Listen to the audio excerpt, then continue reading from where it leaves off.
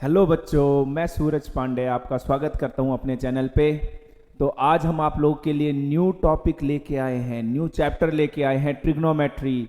10th class के लिए बिल्कुल न्यू चैप्टर है। 9th तक आप लोगों ने ट्रिग्नोमेट्री का कोई भी नाम नहीं सुना है, तो आज मैं आप लोगों के लिए लेके आया हूँ ट्रिग्नोमेट्री। 10th क्लास का न्यू चैप्टर है। इसको हम लोग थोड़ा डिटेल से स्टार्टिंग से वन बाय वन बेसिक पहले क्लियर करते हैं और फिर हायर ऑर्डर के क्वेश्चंस भी हम लोग करेंगे। तो चलो स्टार्ट करते हैं विदाउट वेस्टिंग आवर टाइम। सबसे पहले हम लोग ट्रिग्नोमेट्री का इंट्रोडक्शन पार्ट में आते हैं। तो जैसा कि यहाँ पे आप देख सकते हो इंट्रोडक्शन पार्ट में ट्रिग्नोमेट्री जो हमारा वर्ड है ट्रिग्नोमेट्री, इस ट्रिग्नोमेट्री वर्ड का मतलब क्या है, कहाँ से ओरिजिनेट हुआ, पहले इसको हम लोग जानते हैं। तो देखो ट्रिग्नोमेट्री, हमारा ट्रिग्नो और मेट्री दो पार्ट में टूट गया। अब ट्रिग्नोमेट्री में ये लैटिन वर्ड, दो लैटिन वर्ड से बना है। लैटिन वर्ड, कौन से दो लैटिन वर्ड है भाई? दो लैटिन वर्ड से बना है, वो है ट्रिगोनॉन एंड मैट्रॉन। अब ये दोनों लैटिन वर्ड है, इन दोनों को कंबाइन किया तो ट्रिग्नोमेट्री बना। अब ये लैटिन वर्ड का आखिर मीनिंग क्या है? What is the meaning of ट्रिगोनॉन and matron? ट्रिगोनॉन and matron का मतलब देखो, ट्रिगोनॉन का मतलब मैंने यहां लिख रखा है ट्राइंगल। लैटिन वर्ड में ट्रिगोनॉन का मीन्स होता है ट्राइंगल और मैट्रॉन का मतलब होता है मेजर। ये हमारा ओरिजिनेशन है ट्रिग्नोमेट्री वर्ड का, जो कि लैटिन वर्ड से हमारा हुआ है ट्रिग्नोन एंड मैट्रॉन, जो कि ट्राइंगल और मेजर होता है, जिसका मतलब एक्चुअल में ट्रिग्नोमेट्री है क्या? तो ट्रिग्नोमेट्री क्या है? ये एक मैथ का ब्रांच है। Trigonometry is the branch of mathematics which deals us with the side of triangle with the angle, which deal us the relation between side of triangle with angle of the triangle, means side of triangle को angle से co-relate करने वाला mathematics का वो branch trigonometry कहलाता है। तो trigonometry हमारा क्या है? Trigonometry is the branch of mathematics which deal us with the relation of side of triangle with the angle of triangle. Angle को साइड से रिलेट करने वाला ब्रांच हमारा मैथमेटिक्स का ट्रिग्नोमेट्रिक ब्रांच कहलाता है। तो चलिए स्टार्ट करते हैं। हम लोगों को पहले ये पता होना चाहिए कि ट्रिग्नोमेट्री हमारा अप्लाई किस कैटेगरी के ट्राइंगल में होता है। तो लेट्स स्टार्ट, हम लोग स्टार्ट करते हैं। इसमें देखो सबसे पहला जो हमारा बेसिक चीज है, बेसिक चीज में आता है कि हमें पहले कौन से ट्राइंगल में अप्लाई करना होता है। तो ट्राइंगल, सबसे पहले हमें यह देखना है कि which type of triangle trigonometry हमारा जो अप्लाई होता है। ट्रिग्नोमेट्री अप्लाई होता है ओनली, ये हम लोग अप्लाई करते हैं किस में? राइट एंगल ट्राइंगल में। Only in right angle triangle, only in right angle triangle. ये देखो राइट एंगल ट्राइंगल, ट्रिग्नोमेट्री हमारा अप्लाई होता है राइट एंगल ट्रायंगल में। अब राइट एंगल ट्रायंगल हम लोग उसका कंपोनेंट्स को भी जानना जरूरी होता है। तो राइट एंगल ट्रायंगल एक हम लोग बना लेते हैं। हमारे पास ये राइट एंगल ट्रायंगल हमने बना लिया, ये हमने एक राइट एंगल ट्रायंगल बना लिया। अब इस राइट एंगल ट्रायंगल में हमारे पास कंपोनेंट क्या क्या है? तो ये मान लो नेमिंग कर दिया हमने ए, बी और सी, ठीक है। इसमें 90 डिग्री यहां पर है, तो इस राइट एंगल ट्रायंगल में 90 डिग्री के सामने वाले साइड को हम लोग ऑलवेज क्या बोलते हैं? हाइपोटेनियस। ऑलवेज क्या बोलते हैं? हाइपोटेनियस। और इसको हम लोग एच से रिप्रेजेंट करेंगे, ऑलवेज स्मॉल एच से रिप्रेजेंट करेंगे। 90 डिग्री के सामने वाले साइड को हाइपोटेनियस हम लोग बोलेंगे, ठीक है। अब बच गए हमारे पास दो एंगल, इनमें से एक को परपेंडिकुलर और एक को बेस बोलेंगे। वो डिपेंड करता है हमारा कि कौन सा एंगल हम लोग रिलेशन में काम कर रहे हैं या कौन सा रिलेशन में हम लोग यूज कर रहे हैं। 90 डिग्री के अलावा हमारे पास दो एंगल्स और बच गए, उनमें से हमने मान लो बोल दिया कि सर हम एंगल सी की बात कर रहे हैं, तो सी के सामने कौन सा साइड है? जिस भी एंगल के बारे में डिस्कशन करेंगे उसके सामने वाला साइड ऑलवेज हमारा परपेंडिकुलर होगा। क्या होगा? This one is perpendicular, perpendicular, ठीक है।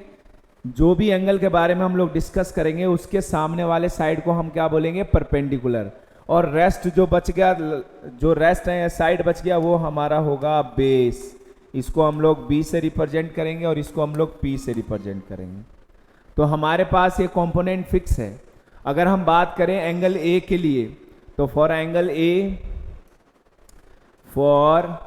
एंगल ए परपेंडिकुलर क्या होगा, परपेंडिकुलर क्या हो जाएगा, तो आपका आंसर होगा सर ए के सामने कौन सा आ रहा है, एंगल ए के सामने हमारा बीसी आ रहा है, तो परपेंडिकुलर हो गया यहाँ पे बीसी।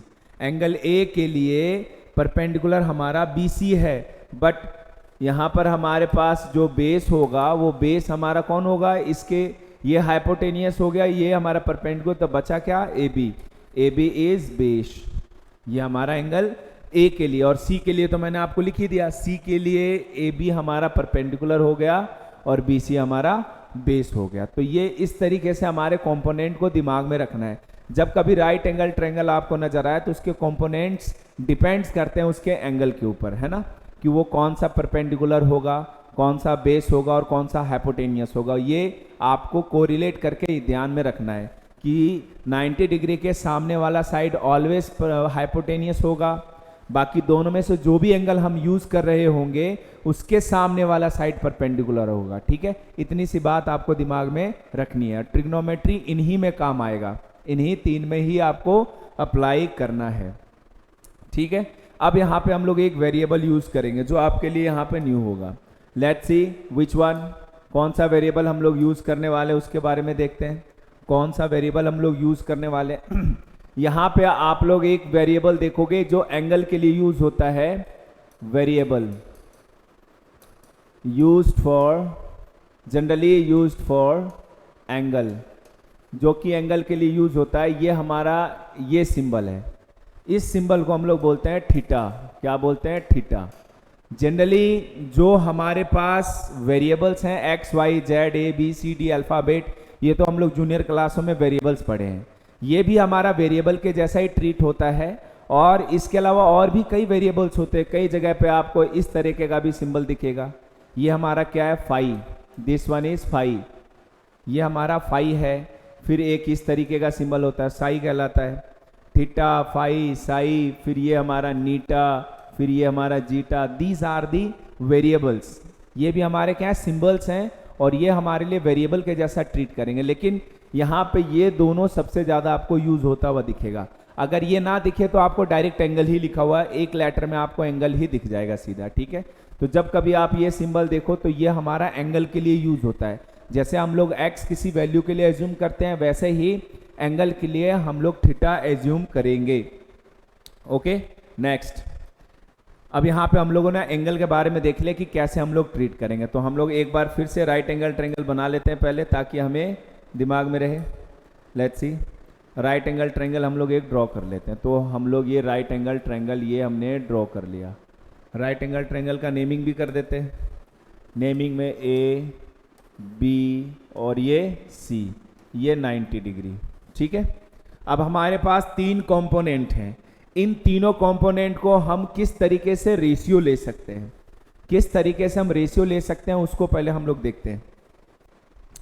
अब हमारे पास ये तीन कंपोनेंट में हम लोग एंगल सी के लिए काम में ले रहे। इस एंगल को बोल दिया हमने थीटा। क्या बोल दिया, थीटा।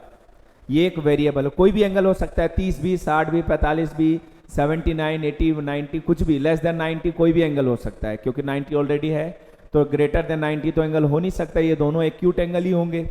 तो सिंपल सी बात है, ये हमारा एक्यूट एंगल के लिए है कोई भी थीटा। अब इस थीटा को हमने एज्यूम कर लिया और इसी के रिस्पेक्ट में सारे साइड काम लेंगे। ये हमारा परपेंडिकुलर, ये hypotenuse and this one is base. ये हमारे पास तीन हो गए। ये एंगल यूज कर रहे हैं तो इसके सामने वाला साइड हमारा क्या होगा, परपेंडिकुलर। 90 के सामने वाला हाइपोटेनियस, एंड जो रेस्ट बच गया वो बेस हमारा। ठीक है, लेट्स सी नेक्स्ट। अगर हम लोग इन तीनों को अरेंज करें रेशियो में, तो रेशियो में क्या लिख सकते हैं, P/H। देखो इसको मैं थोड़ा सा रेशियो में हम लोग क्या लिख सकते हैं, first one is P/H, then B/H, then P/B। और रेशियो ले सकते हैं तीन, इससे उल्टा, इससे ऑपोजिट ले सकते हैं H/P। ये हो सकता है हमारे पास H/B, और ये हो सकता है हमारे पास B/P। इन सभी का जो रेशियो है सभी ट्रायंगल में पार्टिकुलर एंगल के लिए फिक्स होता है। ये जो हमारे रेशियोज हैं, हर राइट एंगल ट्रायंगल में किसी पार्टिकुलर एंगल के लिए जो थीटा आपका दिख रहा है, किसी भी ट्रायंगल में ले लो, अगर एंगल बराबर है, जैसे एक छोटा ट्रायंगल हमने ले लिया 45 डिग्री और एक बड़े ट्रायंगल में हमने ले लिया ये 45 डिग्री, तो इन दोनों का जो रेशियो होगा वो ऑलवेज बराबर। ये जो भी रेशियो हम निकालेंगे, चाहे P/H निकाले, चाहे B/H निकालें, चाहे P/B निकालें, इनमें 6 में से कोई भी रेशियो निकालेंगे तो ऑलवेज सेम ही आएगा। सेम एंगल के लिए रेशियो हमेशा क्या आता है, सेम आता है, ठीक है ना। तो ये जो हमारे पास फिक्स्ड रेशियो हैं, इन सब का नेमिंग कर दिया गया। स्टार्टिंग में मैथमेटिशियन ने इन सब का नेमिंग कर दिया, अलग अलग नाम रख दिया। इन सभी का नेमिंग आज हम लोग देखेंगे, उसको हम लोग याद रखने की कोशिश करेंगे, ठीक है।